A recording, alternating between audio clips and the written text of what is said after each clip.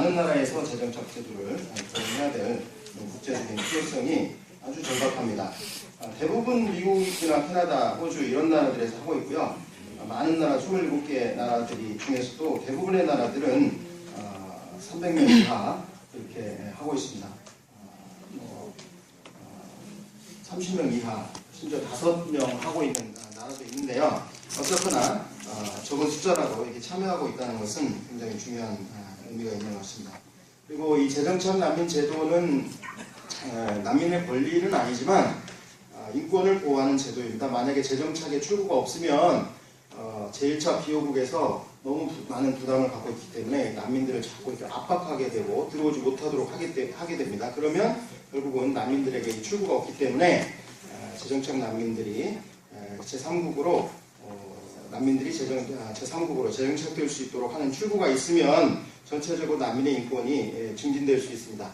우리나라가 인권국가라고 한다면 여러 우리나라 인권 선진국이라고 하는 여러 지표들이 있는데 그렇다면 우리도 마땅한 책임과 의무를 해야 되는 거 아닌가 이렇게 생각합니다. 재정착에 여러 가지 재정착되는 난민의 인권 말고도 여러 가지 생각할 수 있는 여러 가지 전략적 이익들이 있습니다. 재정착 난민들이 우리 사회에 기여할 수 있다든지 또 의료적인 이익이 될 수 있다든지 또 저출산 사회죠. 우리 국민으로서 인구가 될 수 있다든지 그 지역사회 내에서 리더십을 행사할 수 있다든지 우리 같은 경우는 탈북자 탈출 루트에 있는 그런 나라들에서 만약에 태국 같은 경우에 우리가 난민을 받아들인다면 부담을 분담할 수 있는 탈북자 인권 보호를 강화할 수 있는 그런 측면이 있고 또 6.25 참전 국가 중에서 우리가 받아들인다면 보훈을 할 수도 있다. 이런 여러 가지 생각들을 해봤습니다. 반대로 안 된다라고 하는 그런 우려의 입장은 이 난민들을 많이 받아들이면 안보상 우려가 있다라고 하는 그런 거 그리고 난민 수용에 대한 일반적인 국민들이 갖고 있는 부정적인 그런 오해들 그 다음에 탈북자 지금 많이 우리가 수용하고 있는데 이 정도면 된 거 아닌가. 네 번째는 기호 신청 난민들도 제대로 보호하고 있지 못한데 이 기호 신청 난민 보호에 오히려 약화시키는 그런 효과를 가져오지 않을까라고 하는 그런 우려들이 있습니다. 그 우려에 대해서는 다른 분들께서 좀 토론을 좀 해주시기 바라고요. 선정 기준은 대부분 다 이야기했습니다. 가장 문제가 되는 것은 인권 보호의 필요성에만 집중할 것인가 아니면 정착 가능성이라든가 기타 여러 이익들을 고려할 것인가 부분인데요.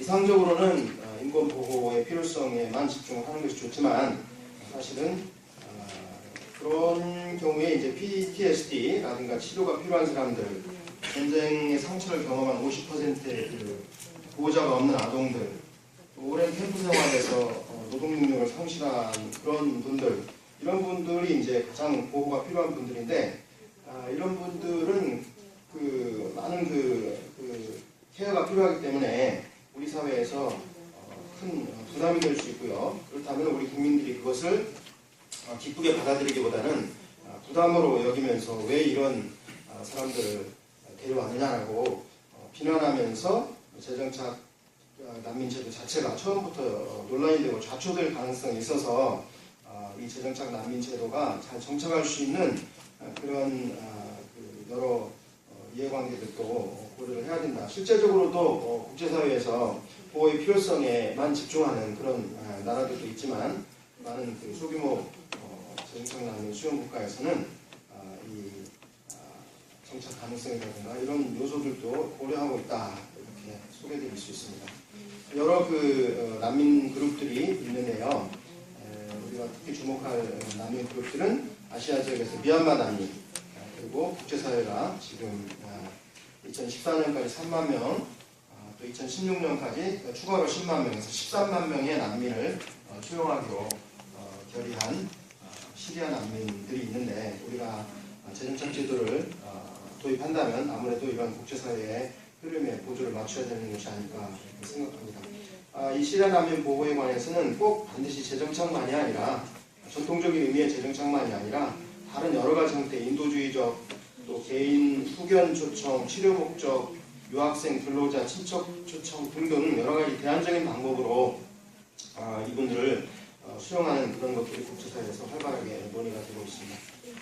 재정착 그 과정에서 절차 과정에서 어떻게 참여할 수 있느냐? 재정착 절차는 그 식별, 아이덴티피케이션, 또 서미션, 셀렉션, 프레퍼레이션 이런 과정들이 있는데 그 중에서 이제 주로 NGO나 지방자치단체가 참여할 수 있는 부분은 그 식별 과정, 어떤 사람이 보호가 필요한가 보통 UNHCR이 하는데요.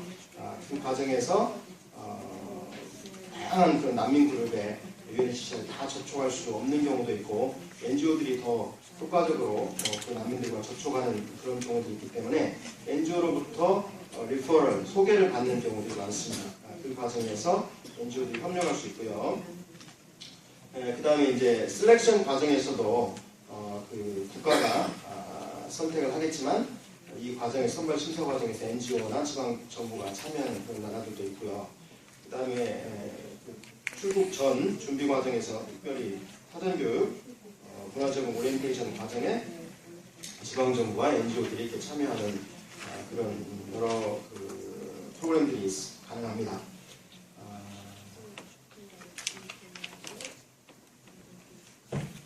가장 이제 중요한 것은 이제 사회통합 과정에서 그 시민사회단체가 어떻게 협력할 수 있는가라는 건데요.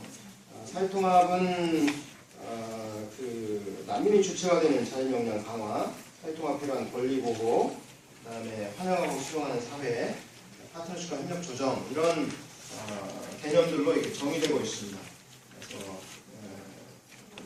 우선 우리 사회가 난민을 부담으로 여긴다면 그 재정착 난민을 수용하는 데 여러 가지 장애가 있을 수 있기 때문에 환영하고 수용하는 그런 사회가 돼야 되는데 그러기 위해서는 모두가 이게 자기가 결정한 그 의사결정을 자기가 했을 때 환영하고 수용하는 거지 다른 사람이 결정한 것을 이렇게 수행해야 되면 환영이 잘 안 됩니다. 그래서 처음부터 이런 모든 논의 과정에서부터 시민들이 또는 그 지방정부가 다 참여하는 것이 굉장히 중요하다. 그 다음에 여러 행위자들이 다 참여합니다. 파트너십으로 되게 복잡한 과정이기 때문에 그리고 결국은 이런 짐을 그 지방정부가 가장 많이 지게 됩니다.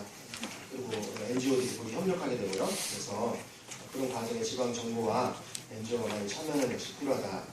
대표적으로 미국의 그 사례와 유럽의 사례들이 있는데 미국 같은 경우는 엄청나게 많은 그 재정착 난민을 수용을 하고 있잖아요. 그런데 그렇게 국가가 많은 짐을 지고 있지 않습니다.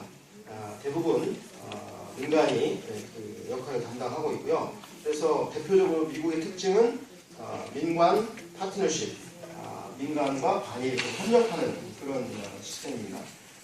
그래서 국가가 많은 부담을 지고 있지 않기 때문에 굉장히 국가가 이렇게 많은 난민들을 수용하고 있음에도 불구하고 크게 그거를 짐으로 부담으로 여기지 않고 있고요.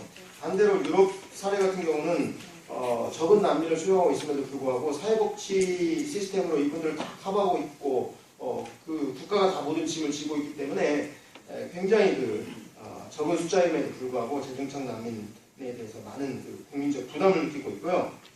결국은 2010년, 11년 사이에 자기네 나라의 그 다문화 제도가 실패했다라고 그 총리들이 선언하는 정도에 이르게 됐습니다.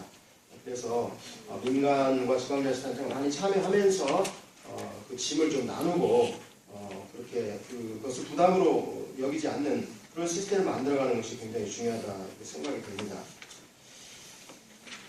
여러 그 각 분야에 관해서 구체적으로 참여할 수 있는 여러 그 아이디어들에 대해서는 제가 쭉 발전을 했었고요. 최종적으로 이제 그 제안을 좀 드려본다면 일단은 이게 논란이 여전히 있지만 그 화두를 던지고 뭔가 이렇게 아이디어를 좀 발전시켜 가기 위해서 좀 무리가 있더라도 제안을 해봤습니다. 구체적으로 첫째는 재정착 난민을 수용하자. 그래서 국제사회의 책임을 우리가 분담하고 선진국으로서 면모를 보이자. 그 대신 이제 그 반대하는 논리에 대해서도 잘 연구를 해서